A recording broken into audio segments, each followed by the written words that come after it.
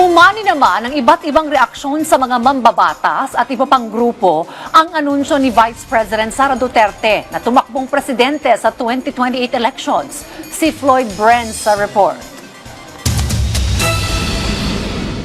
Kasunod ng pag-anunsyo ni Vice President Sara Duterte ng kanyang pagtakbo sa pagkapangulo sa 2028, sinabi ni Deputy Speaker Paulo Ortega na ang deklarasyon ni Vice President Sara Duterte ay lalo pang nagpapatibay sa kanyang paglayo sa administrasyon ni Pangulong Ferdinand R. Marcos Jr.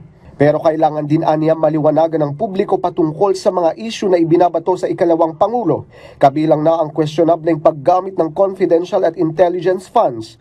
Sinabi naman ni House Senior Deputy Majority Leader Lawrence Defensor na ang pagdeklara ni Vice President Sara Duterte ng kanyang pagtakbo sa pagkapangulo ay maaaring magbago sa mga pampulitikang alyansa.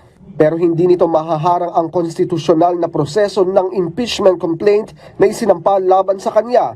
Aniya, susundin pa rin ng mga impeachment complaint ang normal na proseso sa House of Representatives. Hindi naman nakakagulat para sa Akbayan Party List ang anunsyo ng Vice Presidente para sa presidential race sa 2028. Tila ginamit niyang palusot ang deklarasyon, lalo na't itinaon ito bago ang hearing ng Justice Committee patungkol sa impeachment complaint kay VP Sara. At ang confirmation of charges ng International Criminal Court o ICC kay dating Pangulong Rodrigo Duterte.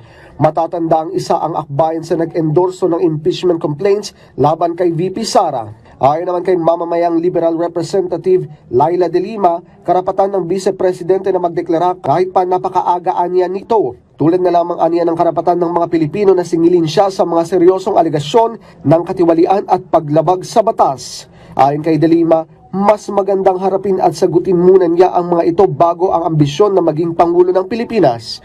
Floyd Brenz para sa Pambansang TV sa Bagong Pilipinas.